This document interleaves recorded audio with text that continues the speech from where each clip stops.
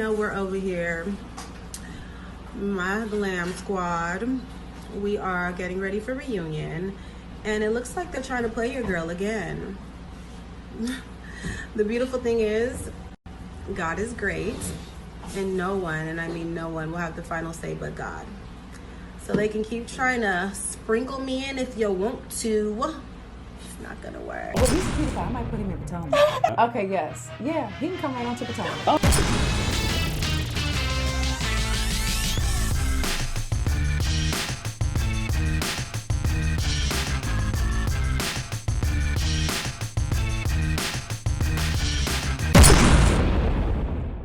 What's up, y'all? It's your boy Richie Sky. We're back with another video. I want to thank you guys so much for tuning into the channel. Listen, if you haven't already done so, make sure you hit that subscribe button down below, hit the notification bell button so you can be clued into new content when we drop it right here on this channel.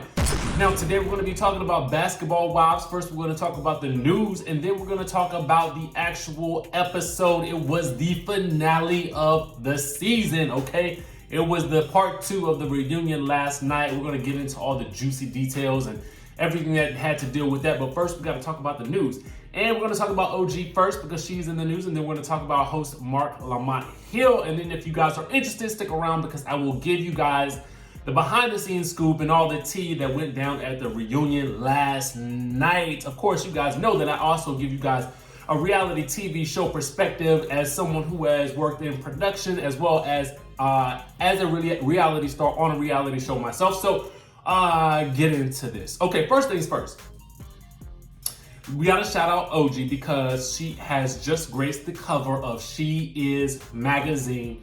She is looking good. She is looking snatched. Shout out to OG for turning lemons into lemonade with this situation with Basketball Wives.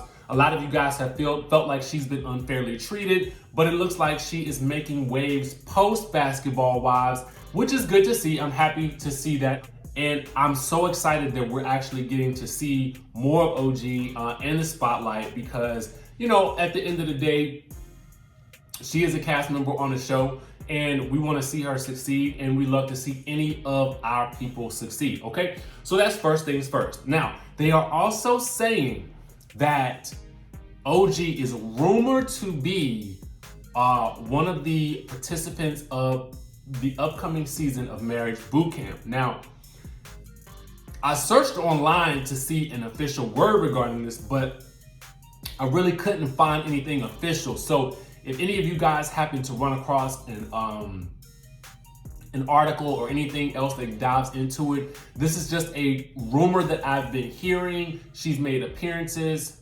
on the red carpet for Marriage Boot Camp, so I think that's why people are maybe talking about it, but it is just to be seen whether or not she will actually be on the show. If you guys again hear it and you see it in print or she says it out her mouth, let us know right here on this channel. Now, another reason why OG is in the news is because media takeout. Y'all can take it for what it is. I'm just putting it out there, and I just give you guys the news as it comes out. They're saying that OG's ashy feet are trending on social media. Now, they are saying that for the most part, they talk about the whole colorism issue first in the article, and they say most of the fans appear to believe OG's claims of colorism. But then it said this morning, OG began trending online for another reason, and it was her ashy feet. A fan of the show snapped a screenshot from last night's airing of Basketball Wives showing OG's allegedly dry, ashy, and chapped feet. Here's the screenshot. You guys can look at it for yourselves. I don't really see anything out of the ordinary. I mean, I see maybe like a scar or something like that, but she is a football player, and they do say that in the article. They say her feet are likely jacked up because she's a professional athlete. She's a football player, but they're like a little shea butter couldn't hurt. In the article, she says, "I love hitting girls," the California native explained in an interview. "I know it sounds mean, but it's legal violence and nobody can tell me I can't do it. So long as it's legal, I'm gonna keep going out there knocking girls down."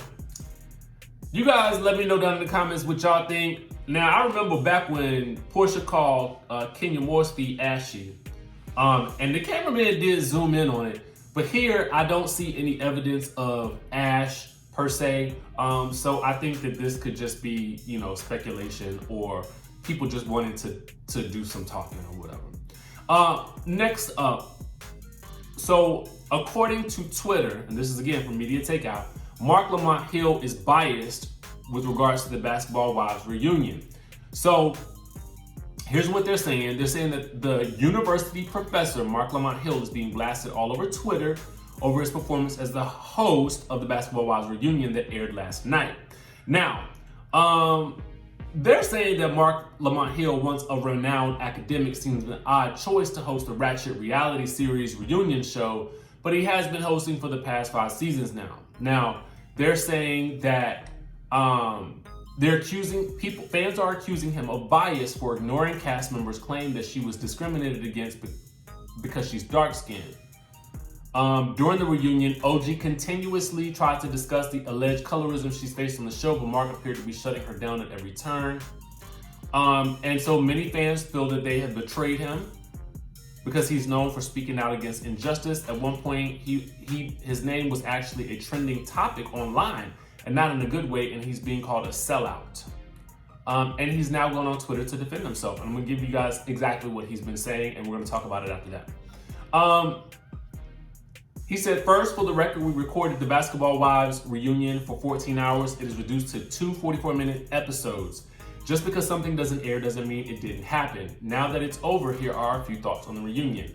I didn't skip anything. We discussed it in great detail with regards to colorism. Anyone there can confirm this. Then he says, people ask why I didn't discuss colorism on the show. I did. We had a 20 to 30 minute conversation on colorism. We picked it up again when OG arrived. Again, because it didn't make the show doesn't mean it didn't happen.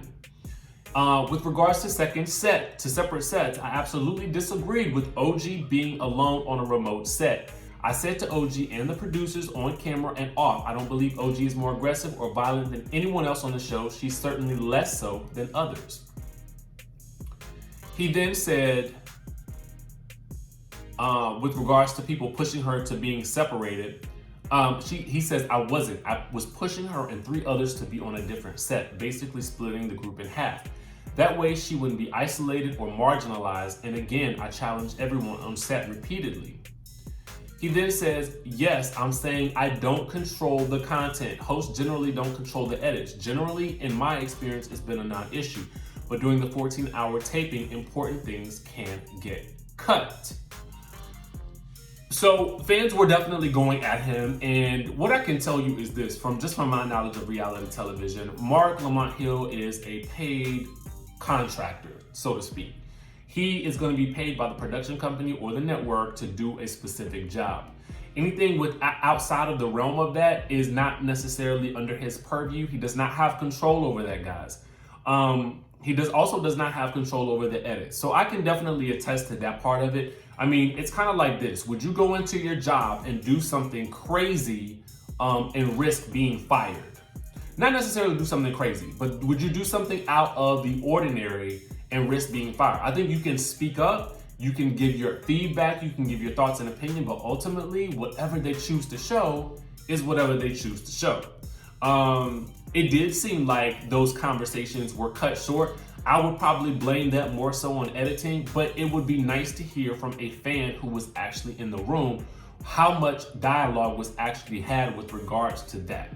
If you guys were there, comment down below if you guys believe that he should have done more and maybe potentially risk not being asked back next year. Definitely do that. We guys have seen with like people like Katie Ross, when they speak out, sometimes they get, put into that they're difficult to work with box, and then they don't get asked back. So Mark is definitely walking a tightrope here. But kudos to him for speaking out and trying to shed some light on what went on behind the scenes, regardless of whether or not he's asked back or not. Again, let me know what you guys think down in the comment section below. I'm just giving you my experience from being on set and working with production companies. You just kind of go in and you want to do your job. You want to be asked back. You want to have a good reputation but you also want to stand up for what you believe in as well. So it's got to be a good marriage of both. Now, let's get on to the reunion. So it's a lot to unpack here. I'm going to try to go through it as fast as I can, giving you guys my thoughts on everything that occurred in the reunion and give you a different perspective. I'm going to be as honest as I can.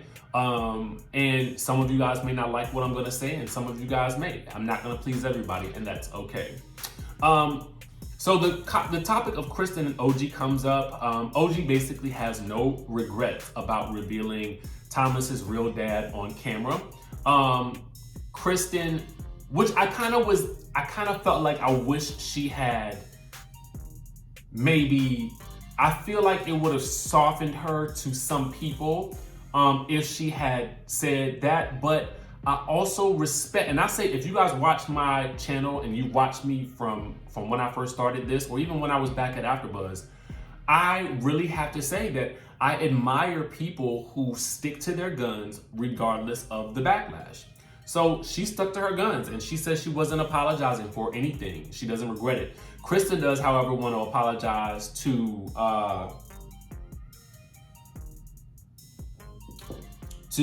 Byron. I think it's Byron the daddy, right? Yep. They confuse me all the time with this. So she said that she's already done so behind the scenes, but she would have liked to have done it publicly. So MARC makes her apologize to Byron in a camera, which I thought was very awkward. And I was like, I don't know why I was cringing watching it for some reason, because I just felt like she was just being made, she was kind of punked into doing it. But let me know what y'all think. Ultimately, she did it, and I hope that it provides some resolution, but I think it's not gonna really be resolved until she and Cece can just get on the same page and get over the BS, okay? Meanwhile, they play a package with OG, kind of basically giving her the spotlight at that point. And it's revealed that Jackie has made a remark about her toes as well, saying this little piggy. OG was kind of disgusted by that. I'm glad she vocalized her opinion. I really wasn't too mad at Jackie for that, because I kind of feel like the Toji situation falls really under the purview of what I feel like is just lightweight shade. It ain't nothing too serious, and I don't feel like Jackie was being malicious with that. I thought she just thought it was funny, but the comment she made was funny. So MARC asked if OG feels like she's a target, and then OG responds that the ladies are mad about the way that God made them, and she is happy with how God made her because she is not getting any surgeries or anything like that. I'm gonna say this. Now listen, I don't know what that has to do with anything, but I'm here for a good surgery. If you feel like you want to go change something, go change it. Phoebe, if you want them new teeth, go get that. Wait a minute, stop, drop, and roll. We got to go back to something, because I meant to talk about this the other day. Now, I knew it was something going on with Phoebe's lace front, and the people online have been talking about this ever since last week's reunion. Phoebe, why are you wearing this lace front? Your natural hair looked way better than this lace front wig that you done plopped on your head that don't move right. I was like, what is these wrinkles in her head? Anyway, I digress. Now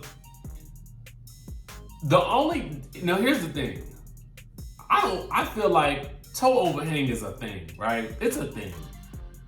I guess this is, y'all gonna not like me for this, but Evelyn's comment about her toes being longer than a CVS receipt was funny to me. It's only funny because y'all know what a CVS receipt look like, okay? Everybody know what a CVS receipt look like. That is long, okay? It's long. So that to me was some hilarious shade. You just gotta laugh at some of this stuff, okay?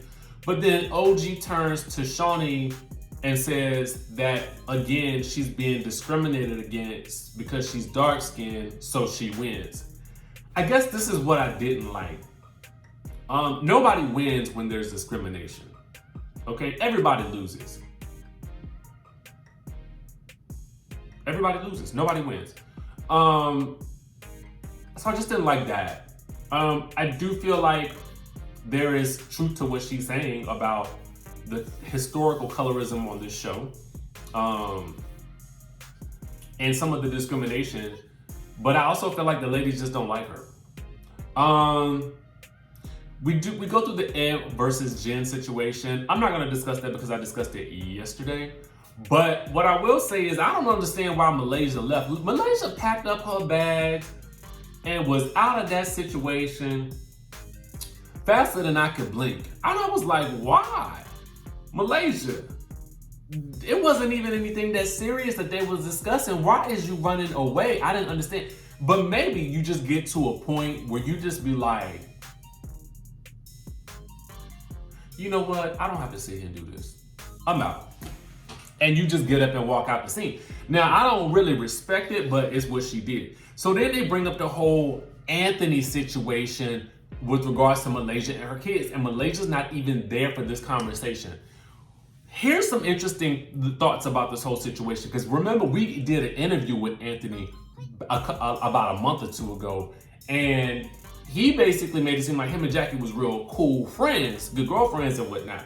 Jackie made it seem like he's just been in her DMs for months trying to give her this information about Malaysia, but that Kristen knows him better. And Kristen was like, no ma'am, I only know him because of you. But I had been hearing that Kristen knew about him all along too. And I'm interested because that never came out during the episodes. But I'm glad Jackie pointed that out, okay? Shaunie thinks it's crazy that some random guy should be able to break into the circle, and she says that's not how we roll. The end of the story was that they concluded, MARC concluded that Anthony is a liar. That's what they concluded. I wish that Anthony had been there, or at least in another room, to give a response or something like that, because I would have been interested to hear what he had to say. But ultimately, he's not on the show, so he don't get the edit. So Jackie claims that she did not leak any story about herself, and then we get into the Phoebe versus Jackie situation. Both of them ultimately apologize, and MARC wants them to hug. I wish they would have hugged, because honestly, you could tell the beef wasn't that serious. You could tell that they're gonna have if Phoebe comes back next season, I feel like they're gonna have a good, fun relationship. And to me, that's what I wanna see Basketball Wives for. I wanna see it for the fun stuff. I don't gotta see all the fights anymore. I'm tired of it. It's so negative, guys. It is so negative. And I'm really kind of glad this season is over, because the whole show, while it has been sensationalized in the news, it has taken on such a negative slant. But ultimately, I feel like there can be resolve, and I'll tell you about that in a second. We get into the OG Chad versus Evelyn situation. To be honest with you, I don't really like any of this, because they're talking about this man, and he was like, he's a cheater and was an abuser at one point in time. It's like, why are we giving him any life? But whatever. Ultimately, OG goes in on the fact that no one else would let Cece and Kristen talk, okay? And then goes on about how it was wrong for Evelyn to sneak up on Cece when no one was looking, and has a problem with the fact that nobody else has a problem with that. But yet Evelyn is in the room with everybody else. Evelyn claims that she never would have did anything to Cece. Now here's why I beg to differ, Evelyn, because you ran up on the girl with a leaf in your hand or something like that. So obviously there was some intent to do something. Now let's just call a spade a spade. OG did the right thing by making sure you didn't connect with her. Bottom line, she did what she did for her friend, and I don't blame her. Now, OG does admit to wanting to break Kristen's jaw and says that she's good because she didn't do it. Kristen says that OG pushed her twice. Now, OG denies that, but the other ladies say she did. Now, I didn't see that in the scene. Did y'all see that in the scene? Because I didn't see that. Nevertheless, Everybody's jaw is still intact, okay? Now, with regards to Chad, Evelyn says what she did, she reached out to Chad to find out about his messages. She basically displayed what he sent to her. Now, OG said Chad was chasing her since 2011, and then she brings out this money gun filled with receipts. Jackie's face here was priceless. I low-key want a money gun, okay? And I'm about to order one on Amazon so I can use it right here on this channel.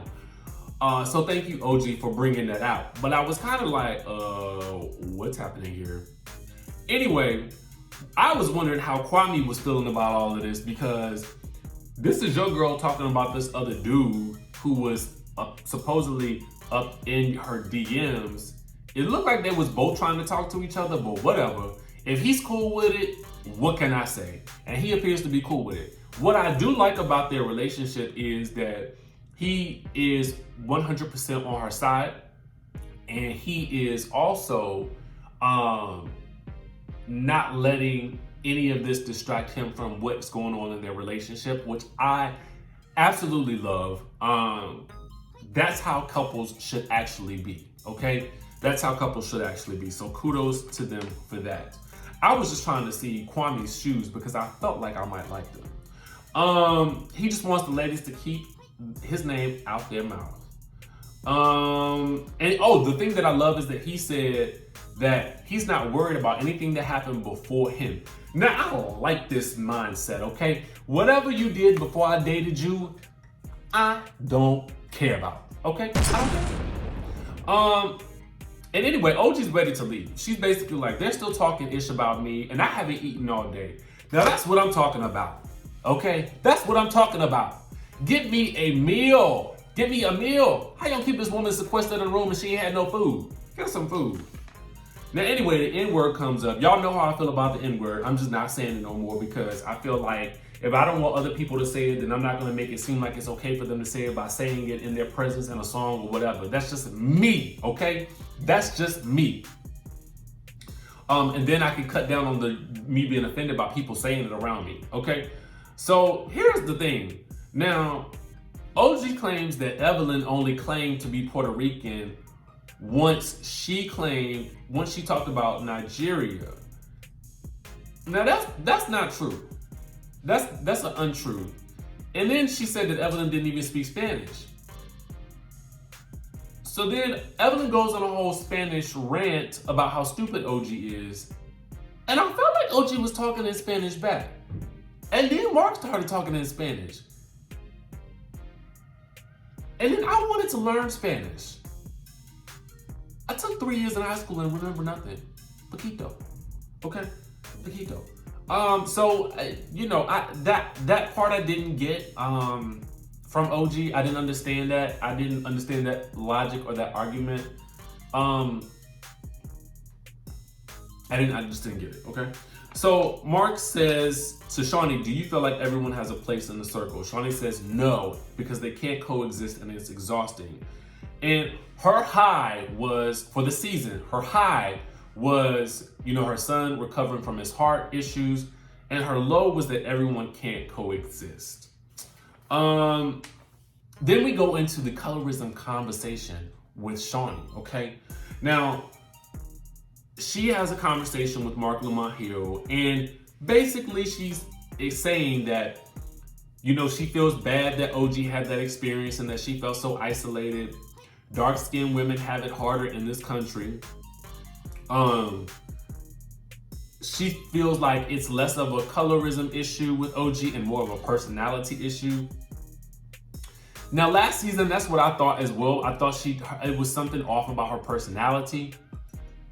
And maybe she just didn't fit with the group. But in light of everyone's, I'm looking at not just OG. Let me say this when I talk about the colorism issue on this show. I'm looking at the historical context, and there is an issue.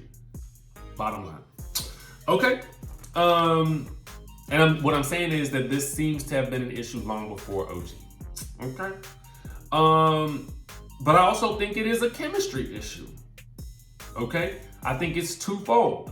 And Shaunie did say that. Shaunie talks about Evelyn's monkey post, and she said that she felt like she could understand like what's up with this. And when confronted about it, she said that Evelyn didn't understand it either. And Evelyn has said the same thing. It just didn't look right. It didn't look good for Evelyn because like you gotta know that monkey emoji, it ain't never gonna go good for nobody. So you just gotta leave those things alone. And Shaunie ultimately ended the conversation by saying that she would love to have a one-on-one conversation with OG in another time, in another place. Meaning it ain't gonna happen right now, and it may not even happen next season, okay? So, I for one, I gotta tell y'all the truth. This has been one crazy season.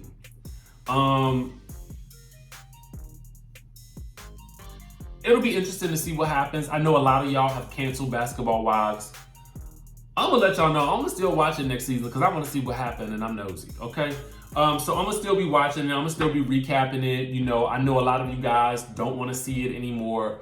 But I wanna see hopefully some improvements next season. I wanna see some more open dialogue, some real issue discussion, and some resolution, man. I'm looking for resolution. That's honestly what I'm looking for. I want them to find a way to right the wrongs of this entire franchise, and I feel like it can be done if handled with sensitivity. But let me know what y'all think down in the comments. I know y'all are already going off in the comments about something. So go ahead and let me know instead of just complaining, let me know what should be done to fix this show. Okay? Now, make sure you guys hit that subscribe button down below, hit that notification bell button, and I will see you in the next video.